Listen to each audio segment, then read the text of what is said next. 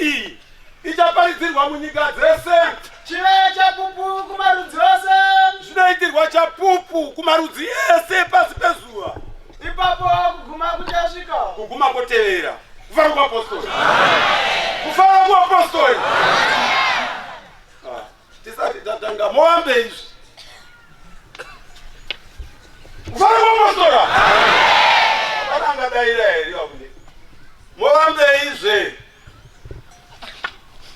Iyi nyaya yataurwa muno iyi. Kana rikanzi izwi rabva pana mutumwa. Hatingagoni kubadarika. Kufara kuapostoli. Tati moambe iyi. Vakuamba chide madaira. Nyaya iyi. Kufara kuapostoli. Ndinoona yaita yambiro. Yekuti vanhu mutsvete izvozvo izvi. Musati pachiro chakanaka moamba zvinhu. Iyi yaita yambiro. Hatitauri mazuva akawanda panyaya iyi. Asi yambiro yekuti vanhu vaimatsveta. Zvisati zvaenda kure. Saka muri moyo wakataura nyaya yakachiutsira. Ishuwa chaiyo chaiyo. Hati muri kuona yakachiutsira yazvo zvakakuzoda kuita manje. Kufara kuapostoli. Moambei varume. Pachiro chakanaka. Pamutumwa waMwari. Kufara Afrika. Yambiro iyi chengeti vaimatsveta nyaya iyi. Kufara kuapostoli. Tinotenda marabha omani masenda ari kutambira mutumwa zvakanaka. Kwete ava vataurwa. Vari kutambira mutumwa zvakanaka nembiri yatiri kunzwa. Vachigashira mutumwa waMwari. Ndo zvatatira kutenda. Zvino zvakumana manje nevamwe vasiri kuita zvakanaka. Kufara kuapostoli. Tine mbiri yatiri kunzwa tiri kuno kuJerusarema. Kuti mutumwa wasvika panzvimbo yakati watambirwa zvakanaka. Naiye akatadza mufaro wake mupristi waMwari. Ini notanga tumwe. Kufara kuapostoli. Ndibadhuzerekedza izvo vamwe musati manyanya kuenda kure. Hazvizonaki mapromisi maanzwa kuti mukaramba muchizviita pane zvichateera pamashure. Kufara kuapostoli. Tiri kutenda kwazvo marabha omari kutambira mupristi waMwari zvakanaka nzvimbo dzese. Basa raMwari richienda mberi. Tinokutendai chaizvo. Kufara kuapostoli. Ini ndikati pane vhangeri yakataurwa namabhabhatidzi vachivandireti nezuro musabata. Zvinhu zvinoitika kana kuti zvakaitika musangano rino vakapedzisira vataura nepakazotsakatikira mota yacho iri yakaita izvozvo. Kufara kuapostoli. Kufara Afrika. Neniwo ndinokupura zvinhu zvichiitwa izvozvo zvichiitirwa umbowo. Tiri kutsigira mashoko akataurwa navachivandirei nezuro kuti musangano mune zvakavanzika zvakakosha zvinobuda bichana nanhasi uno zviri kuitika. Kufara kuapostoli. Kune munhu wataena yakapfuura mazuva apera makore atipfuura. Akataura pamhene takatarisana achiti kwakaita dare rechechi rairwisana nechechi. Vakaenda ikoko navaArnold. Dare rikatongwa rikapera. Vaviri vakamira vese. Iye anoti ndakanzibata. Mubva vaenda. Iye anoti ndakakupa kukataa kune imwe nzvimbo.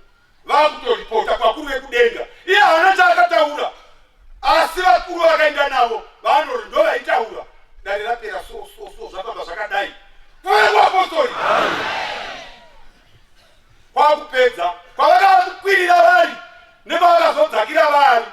Iye atakazomuope kuti atatoona kuti dzimba idzo dziri apedza. Kwakutofamba kuenda pamba. Zvinizvo zvakaitika izvozvi. Haati zvekunzwa kutaura iye achitaura mafambiro avakaita. Nekunosvika neripoti ichiripotwa. Nekudzoka kwavo nezvavakadairwa. Iye anga ari mbowo yekuona zvichiitika. Saka akazvitaura. Kufara kuapostoli. Saka munoti izvozvo hazviitiki mukatanga zvamava kutanga izvi. Hatipoti wera haindi. Zita rako rokwira uko nekushata. Kufara kuapostoli. Kuti vakuru vakwire kudenga kunotaura ripoti yekushata kwesenda yenyu. Amubhadhari wakaita sei? Uko muri kumbhadhara wani uko kuzvikoro zvinotodhura kudarika chendi. Afrika. Yanga ile kweli. Zinozoka zvechichi varume. Zvinhu zvinosangana muno musangano muno muJerusarema muno. Musiwo kudenga uri pana. Pa Jerusalema pano. Ndova musiwo kudenga.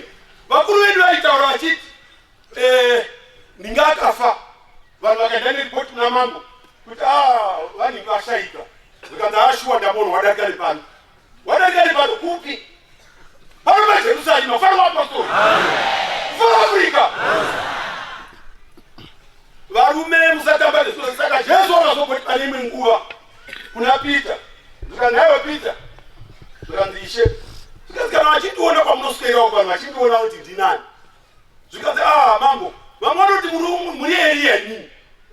Zvikanzi kovanhu. Zvikanzi vamwe vanoti muri umwe wavaprofiti. Mva Jesu anyarara akanzi ko iwe. Fana apostoli. Akatendera vanhu zvikanzi ko iwe unoti ndini. Zvikanzi ini ndinoti ndini Jesu Kristu mwanakomana waMwari wakaburuka kubva kudenga. Zvikanzi handikuziva kwako.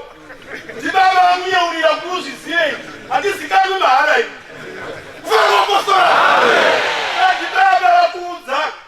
Dai baba haungagoni kundiziva fana apostoli. Namanje zviri kuitika izvozvo. Mukabvunzwa munodai here. Fana Afrika. Zvikanzi baba vakutaurira. Hanzi vakataura kuti zviro vachiti Jesu akatora vadzidzi vake akaenda navo kugomo. Asi akasaudza nani handi vaenda kugomo Jesu vakanosvikapo. Jesu akashanduka. Vane Mozisi nanani vakaonekwa nevadzidzi vakakwira navo vakashanduka. Umwe wacho akazodimauza kuti Ishe indakafunga tichivaka matumba matatu renyu neraEriya neraMozisi tichitovaka matumba. Ivo havana kuti tozogara pai asi vakatovaka matumba mangani. Zvinhu zvekuvaka hazvina kutanga nhasi izvo kana kurumbidza chigaro chaMwari hazvina kutanga nhasi. Tovaka matumba matatu. Ivo havana kuzoziva kuti iko isu ndiye takagara pai asi vakarumbidza chete chigaro chaMwari kuti tovaka matumba matatu renyu nerevaedzi venyu ava raMozisi neraEriya tovaka matumba avo matatu tichitogara. Pasina chinguva zvakabva zvatiwe. Zvikanzi zvamaona izvi musazonotaure kura. Fana apostoli. Kana muno zvakaitika vakuru vakambotaura kuti seti Noa wakatitora tikaenda kugomo. Chakakaidzwa muprista Noa varimo vakuru vakapupura vakapuwa chinhu chakakosha vakachitaura nechimiro chacho. Fana apostoli. Saka muda hazvisi kuitika ipapa pamutumwa waMwari. Apa simba ratowanda kudarikidza fana apostoli. Amakuzvinga vanhu vatanga nyaya dzamatanga kai. Nyaya dzamatanga idzi. Indai kudai zvisati zvashata nyaya idzi. Fana apostoli. Imarabhoma ese ataurwa nzvimbo dzataurwa idzi. Kutaurwa pano paJerusarema panapa kushata kwenyu.